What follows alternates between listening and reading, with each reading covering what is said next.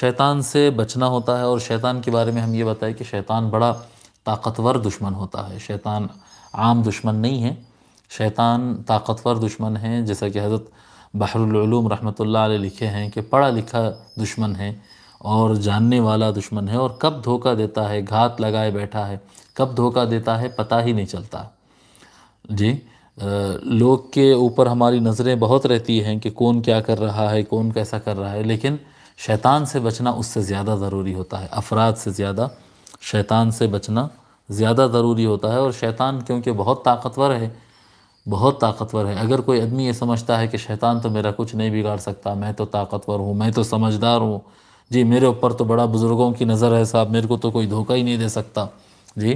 ایسا سوچتے ہیں لوگ کہ میرے اوپر تو بڑے بزرگوں کی نظر ہے، میرے اوپر تو جو ہے میں تو فلاں سلسلے سے ہوں تو شیطان مجھے دھوکہ دے ہی نہیں سکتا،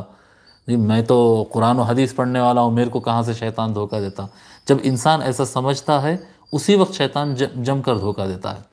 اور یہ خود یہ خیال اور یہ سوچ خود ایک شیطان کا دھوکہ ہے، جی یہ خود شیطان کا ایک دھوکہ ہے۔ اس سے بچنا چاہیے، ہمیشہ انسان کے اندر تذلل اور تواضع ہونا چاہیے، اور اپنی کمزوری کا اعتراف ہونا چاہیے،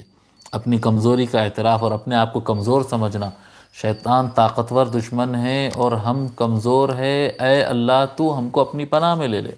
ہم خود کا دفاع نہیں کر سکتے، ہم اپنے آپ کو نہیں بچا پاتے مولا، ہم جد و جہد تو کر رہے ہیں، کوشش کر رہے ہیں، لیکن ہم نہیں کر سکتے، تو اپنی پناہ میں لے لے۔ اعوذ باللہ، اللہ کی پناہ میں آتا ہوں، میں اللہ کی پناہ لیتا ہوں، اللہ کی پناہ میں آ جاتا ہوں۔ تب اللہ تبارک و تعالی جب بندہ اللہ کے سامنے جھکتا ہے،